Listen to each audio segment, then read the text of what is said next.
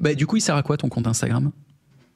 Moi, il me sert, bah, ça fait partie de mon tunnel en fait, hein. C'est que moi, j'ai pas de landing page. Moi, j'ai juste un calendrier. Et mon Instagram, à la même manière que mon YouTube ou que mon compte LinkedIn, sont entre guillemets les landing pages de mon funnel, quoi. Ah, tu Dans la renvoies vers créateur YouTube, je économie, vois. tu vois. Ouais, donc en fait, dans ta Ouais, bio, t'envoies sur ta c'est chaîne ça. YouTube, ok, sur ta dernière vidéo, et ta dernière vidéo, elle va envoyer sur ton C'est ça. Calendly pour le closing. iClose, ouais. C'est ça. Tes comptes et tes pages sur les réseaux de manière générale, maintenant, sur les personal brands, on est passé vraiment sur, pour le coup, beaucoup plus sur une créateur économie avec beaucoup plus des gourous plus qu'avant, en fait, dans chacun des domaines, hein. Quand je dis gourou, encore une fois, c'est positif dans mon langage. Euh, les comptes YouTube, LinkedIn, Twitter, Instagram, c'est les nouvelles landing pages. C'est là où tu vas Ouais. pouvoir convertir du trafic, parce que les gens achètent plus pour toi que pour ton produit au final, alors même si ton offre compte pour beaucoup. Et donc là où c'est là où tu vas développer vraiment ton axe personnel et ce qui va faire que tu te différencies de la masse euh, à travers qui tu es, à travers ce que tu proposes, et à travers, moi, ce que j'aime bien dire, entre guillemets, ton offre gratuite. C'est-à-dire que si les gens sont pas prêts à payer avec leur temps pour aller regarder ton contenu et passer du temps avec toi, c'est sûr qu'ils ne passeront pas la carte parce qu'ils ne sont pas prêts à dépenser de leur argent. La majorité des gens valorisent beaucoup plus leur argent que leur temps. Euh, à tort, hein, mais voilà. Donc ouais. Tu disais qu'on est en train de voir le business online prendre la direction de la creator economy ou de voir une expansion de la creator economy qui prend le pas sur le reste et qui prend le pas sur les landing pages. Tout part de pages perso, Instagram, LinkedIn, YouTube, tu es en train de le dire. Et le personal branding prend beaucoup plus de place. Et bah, écoute, moi, c'est évidemment la vision que j'ai. C'est le pari que je fais. En fait, j'ai développé Bonsaï. C'est une plateforme de monétisation pour les créateurs. Ça veut dire que je crois que l'industrie de la creator economy, enfin, c'est pas une croyance, hein, c'est réel, c'est en croissance. Mais je crois que ça va continuer d'être en croissance et pour les 5-10 prochaines années. Et j'ai la sensation que l'intelligence artificielle a augmenté tout ça. Pourquoi? Parce que ça a eu beaucoup d'impact. Il y a une grosse mode sur l'IA. Et passer la fascination et la sidération de putain, on peut faire ça avec de l'IA, on peut faire du texte, on peut faire des images, on peut même faire des genres de pseudo-influenceurs. Passer cette fascination, les gens se sont souvenus qu'ils étaient humains, enfin inconsciemment, tu vois, et qu'ils voulaient interagir avec des humains. Personne ne veut parler à un putain de robot au téléphone. Personne ne C'est veut clair. écouter un robot. On veut écouter des humains, on veut communiquer avec des humains, on veut être dans des groupes avec des humains, on veut lire des messages d'humains, même s'ils sont mal écrits. Et Bien sûr. ça qui s'ajoute à ce qui s'est passé avec le Covid, où les gens ont goûté à l'isolation, ils ont détesté ça. Parce que l'humain n'est pas fait pour être isolé. L'isolation est une punition. En prison, tu fais de la merde, on t'isole. On te met à l'isoloir. C'est pas bon, quoi. Ou l'isolation, excuse-moi. Tu pètes un plomb. En fait, c'est de la torture. Au bout de 2-3 mois isolé, ta santé mentale se dégrade à vie. C'est vraiment chaud, ça laisse des séquelles psychologiques. Et aujourd'hui, en fait, les gens sont de plus en plus isolés et ils veulent connecter avec des humains. Ils connectent online. Et moi, je mise dessus à fond. Donc, ouais, ils font un personal branding. Et pourquoi est-ce qu'en début de live, là, j'ai passé une demi-heure à te poser des questions? Tu as demandé, t'es plutôt timide ou t'es grande gueule? T'as fait ceci, t'as fait cela, c'est quoi ton caractère? T'as une meuf? Pourquoi? Bah parce que la communauté qui est sur ma chaîne, avant de se poser la question de si t'es compétent ou pas, ils veulent voir si t'es un humain ou pas. Et si t'es un humain avec qui ils peuvent connecter.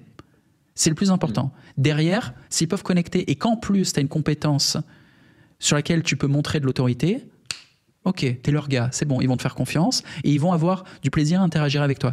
Et aujourd'hui, c'est indispensable pour moi. C'est pas possible d'aller recevoir l'éducation d'un mec si on n'a pas au moins un peu connecté avec lui humainement. On ne sait pas, tu vois, si on fait confiance ou pas. Il nous donne des vraies infos, oui, il est en train de nous dire de la merde et ça va être contre-productif. Tu sais pas. Il faut déjà faire le risque, en fait, prendre le risque. Quand tu connais pas le domaine, c'est risqué d'écouter un mec. Tu sais pas si ce que tu te dis est pertinent ou pas. Ben, tu juges un peu à l'intuition, genre est-ce que cet humain t'inspire confiance ou pas. Et pour ça, il faut l'écouter. Ouais, 100%. J'aurais pas dit mieux. Est-ce que tu serais open pour faire une mini formation sur Bonsaï Premium? Et si oui, tu proposerais quoi dans cette mini formation? Genre, si tu faisais un produit low ticket, ça serait quoi? Alors, très bonne question. On m'a proposé plusieurs fois de faire des interventions dans des canaux et tout, donc je sais pas du tout. Franchement, j'ai pas du tout réfléchi. Euh, Si je devais faire une intervention sur une plateforme, je pense que ça serait. C'est une très bonne question. En fait, je sais pas quel est le point de douleur le plus important chez, euh, chez les gens, surtout dans ma cible. Je vais te le donner. Alors, pour répondre à ta question, C'est ouais, c'est majoritairement des hommes de 25 à 35 ans qui souhaitent générer des revenus online et qui en ont jamais généré ou très peu. C'est ça mon avatar ok, sur Bonsaï Premium. Tu leur ok. proposerais quoi à eux? Et ça peut être court, ça peut être une initiation, hein. Ça peut être un éveil. Alors, alors déjà, je sais pas si effectivement je proposerais quelque chose en low ticket. Je pense que mes produits, ce que je produis pour l'instant, j'aime le garder pour un produit vraiment high ticket, concentré, focus sur un seul truc. Donc je sais pas si je serais amené à faire ça. Mais si je devais le faire, et ça je trouve ça très compliqué, en fait je trouve que c'est très compliqué je trouve pas que j'ai les compétences particulières pour permettre à quelqu'un de se lancer. C'est-à-dire que la phase de 0 à 1, j'essaie moi de faire le 1 à 10 si tu veux. Le 0 à 1, je trouve super compliqué parce que tu as le Shiny Object, parce que tu as plein de possibilités, parce que tu as plein de choses, tu sais pas pourquoi est-ce que réellement t'es fait. Donc je trouve que c'est une compétence qui est vraiment très dure. Alors Que attends, quand je quelqu'un t'aide. commence à... Ouais. Imagine que tu peux faire un produit en low ticket ou même un lead magnet, c'est-à-dire un cadeau que tu offres. Tu as un petit contenu pédagogique que tu offres, donc pense même pas au prix, soit c'est pas cher, soit c'est gratuit, et qui s'adresse à des gens qui sont tes avatars, qui font déjà 5-10 cas par mois. Tu leur proposerais quoi sur un petit contenu pédagogique qui se consomme en quelques heures? Et bah probablement quelque chose autour de l'acquisition, sur la génération de leads. Parce que je pense que c'est le point de ma cible qui est le plus important. En tout cas, c'est ce que nous on a remarqué après avoir accompagné des centaines de personnes, c'est que l'acquisition de leads, une fois que tu as craqué ça, après, le reste, il y a d'autres problèmes que tu vas rencontrer. Mais l'acquisition de leads, c'est quand même un point qui est très douloureux. Donc ce serait probablement quelque chose autour de la génération de leads en high ticket. Parce que low ticket, encore une fois, c'est un modèle qui est différent. Il faut générer plus de volume. C'est un modèle peut-être plus viraux. Là où en high ticket, tu vas aller chercher des choses qui sont beaucoup plus ciblées.